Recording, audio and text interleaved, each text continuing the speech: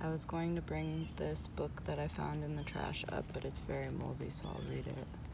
Bearhead, a Russian folktale. Erika A. Kimmel and Charles Nikolai Kak. Let's see what movie it is.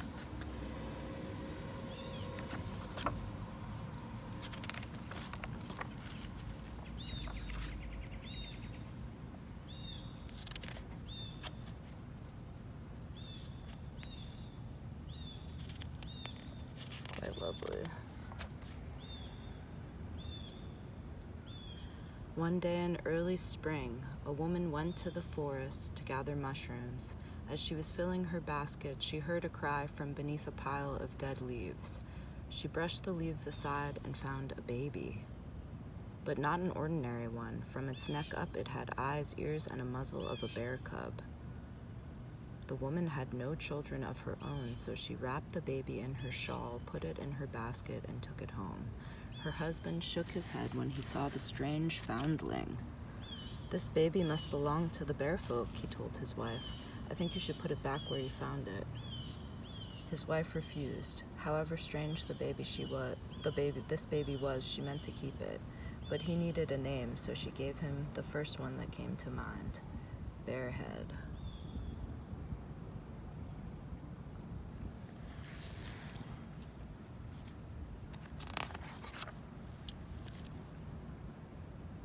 Years went by. Bearhead grew up. He not only looked like a bear, he was as big as a bear and just as strong. His parents grew used to his odd appearance. After a while, they ceased to notice it. They loved Bearhead as if he were their own child, and Bearhead loved them. He tried his best to be an obedient son, always doing exactly what he was told. One day, Bearhead's father received a letter from Madame Hexaba summoning him to be her servant. Bearhead's father shook with fear. Madame Hexaba was a witch who owned all of the lands around. No one who entered her palace ever returned. "Father, do not worry," Bearhead said. "I will go in your place. I am not afraid of Madame Hexaba. After all, I can do the work of 10 strong men."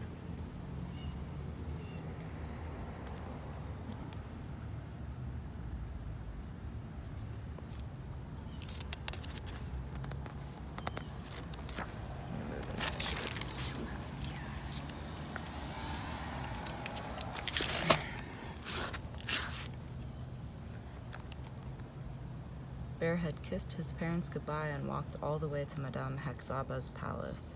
He arrived just as the old witch was finishing her supper. "Who are you? What are you doing here?" she shrieked when she saw him. Bearhead bowed low. "My name is Bearhead," he said. "My father sent me to be your new servant." Madame Hexaba laughed. "Servant? You? Creatures like you belong in a cage, not a palace. However, I am a kind witch, so I will give you a chance to prove yourself. Show me how quickly you can clear away this table." "Quicker than you think," Bearhead said. He picked up the whole table, platters and all, and flung it out the window. It fell in the courtyard with a crash. "What's the matter with you? Have you lost your wits?" Madame Hexaba screeched. "I didn't want you to throw the table out the window. I meant put away the dishes." Bearhead shrugged. "You should say what you mean."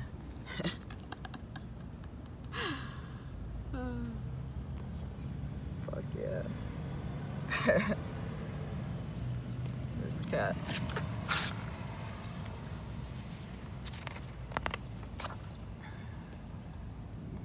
"That's no excuse," Madame Hexaba replied. "Apologize at once." "I'm sorry I threw your table out the window," said Bearhead. "That's not good enough. Show me you're really sorry. Kiss my feet, whatever you wish." Bearhead grabbed Madame Hexaba by the ankles, jerked her upside down, and planted big kisses on her toes. Let me go at once," Madame Hexaba shrieked. Bearhead let her go. Madame Hexaba landed on her head. She lay on the floor, moaning. "Poor old witch," said Bearhead. "Did you hurt yourself? Shall I kiss your feet again?" "No, no," Madame Hexaba groaned. "You're too dangerous to have in the house. I must find work for you outside."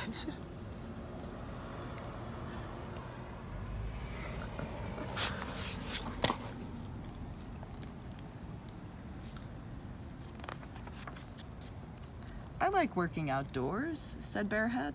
Madame Hexaba drank a glass of toad juice to calm her nerves. Then she led Bearhead outside to a peculiar round building built of black stones. It had no windows. Its one iron door was locked with a heavy padlock. "This is my treasure house," Madame Hexaba told Bearhead. "Inside are piles of jewels and more money than you can imagine. Tonight I want you to stay here and keep your eyes on that door. Make sure that no one tampers with the lock." "I can do that," said Bearhead.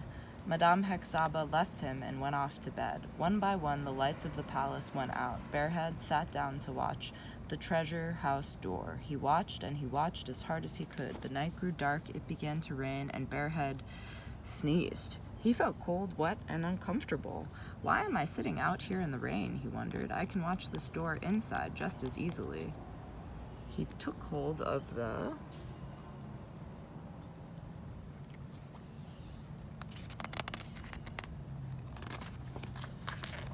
heavy iron door and ripped it off its hinges, padlock and all. Then he lifted it onto his back and carried it inside. Later that night, a band of robbers rode by. Finding the witch's treasure house wide open, they wasted no time in making off with every bit of her treasure. The next morning, when Madame Hexaba found her treasure gone, she let out a shriek. "What did you do?" she screamed at Bearhead. "I told you to guard my treasure house." "You did not," Bearhead replied. "You told me to keep my eyes on the door and make sure no one tampered with the lock. I did that. The door is in the kitchen, safe and sound. So is the lock. I watched them all night. No one tampered with either one." Madame Hexaba fell to the ground. "Ay, ay, ay! What will I do with this Bearhead? He will be the ruin of me!" She rolled in the dirt, moaning and groaning, but then she got up, brushed off her skirts, and said in a voice dripping with honey,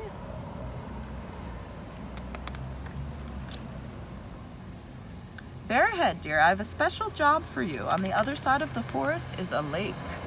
And in that lake lives a goblin. He hasn't paid rent in 100 years. I want you to go to that lake and make that goblin pay what he owes.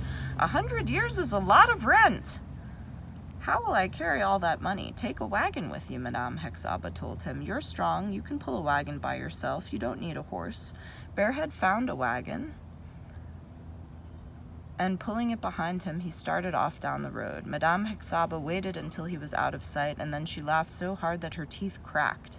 "This will pay that wicked Bearhead back for what he did to me. That goblin is a fearsome creature. Even I am afraid of him. No one who goes near that lake ever returns." But Bearhead knew nothing of this. As he walked through the forest, pulling the wagon behind, he noticed something fluttering in a tree. It was a wren caught in a snare. Bearhead freed the tiny creature and put it in his pocket. Taking hold of the wagon once more, he continued on his way. The road through the forest ended at a rocky beach where nothing grew except the weathered stumps of long dead trees. As Bearhead approached the lake, he noticed that birds had stopped singing. No insects hummed. The only sound was the slap, slap, slap of waves against the shore. Bearhead went down to the lake. Gathering up the biggest rocks that he could find, he threw them one by one into the water.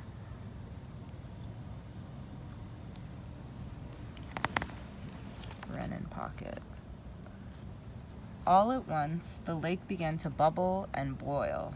Then the goblin appeared. He had long, scaly arms, an eel's winding body, and the head of a giant frog. On top of his head, he wore a tall green hat. "Hey, who's throwing rocks through my window?" the goblin snarled. "I am," Bearhead said, folding his arms across his chest and looking the goblin in the eye. "You?" The goblin stared at Bearhead, but instead of flying into a rage, he only laughed. "Well, aren't you a sight? I know I look strange, but you take the prize. We must be cousins. What can I do for you, cousin?" "Madame Hexaba sent me," Bearhead told the goblin. "She wants you to pay the rent that you owe." "Ha!" the goblin sneered. "That old witch can whistle for her rent. But since we're cousins, I'll make you a deal. Let's see who can throw a rock the farthest. If you win, you can have anything that you want. But if you lose, then down below the lake you come to live with me." "That's fair," Bearhead agreed. The goblin reached out and picked up a rock as big as Bearhead's wagon. He threw it across the lake. Bearhead watched it splash on the other side. Whoa.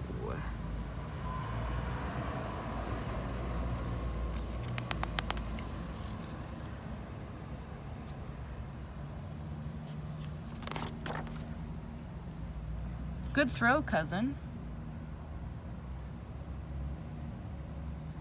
Bearhead said, but your rock splashed into the lake. Mine won't. It will keep on going. Watch. He reached into his pocket and cupped the little wren in his hand. Fly, bird, fly, he whispered as he threw it into the air. The wren stretched out its wings, flew across the lake, and disappeared into the trees. The goblin frowned. You're a tricky fellow. Your rock was a lot smaller than I expected. All the same, you won. Tell me what you want. Not much, said Bearhead. Fill my wagon with gold, and give me your hat. I've taken a fancy to it.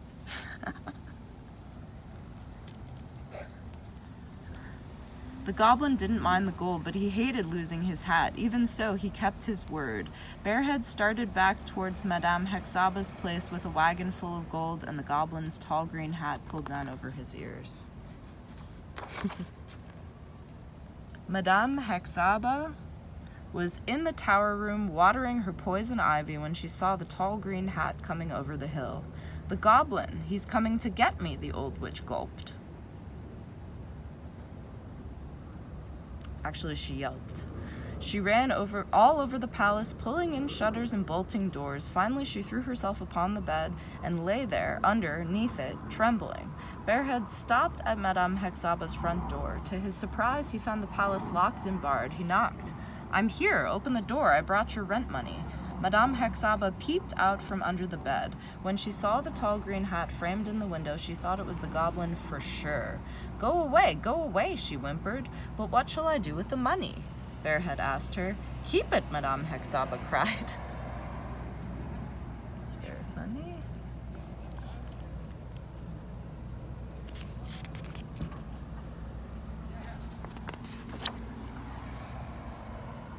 Whatever you say, said Bearhead. He started off towards his parents' house, pulling the wagon behind him. His mother and father were overjoyed to see him. When they saw all the gold that he brought with him, their delight knew no bounds. Bearhead was happy too, yet at the same time he could not help feeling sad. I can only stay a short time, he told his parents, and then I must be on my way. To where? They asked him. Isn't this your home?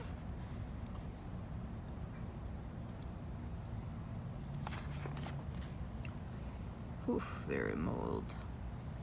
No, not any longer. Tomorrow I must return to the forest. A voice inside my heart speaks to me. It says the time has come for me to find my own people, to make a new life for myself with them. Bearhead's mother began to cry. Surely you will come back someday. I don't know, Mother, Bearhead said, but watch for me when the acorns fall and the mushrooms are ready to be gathered. Perhaps I will come again.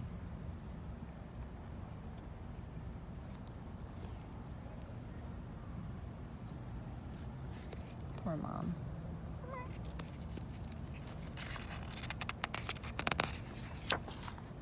And indeed, one day he did come again, but that is another story.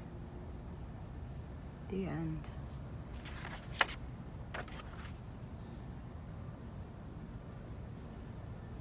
Oh, it's the same person as the Hanukkah goblins.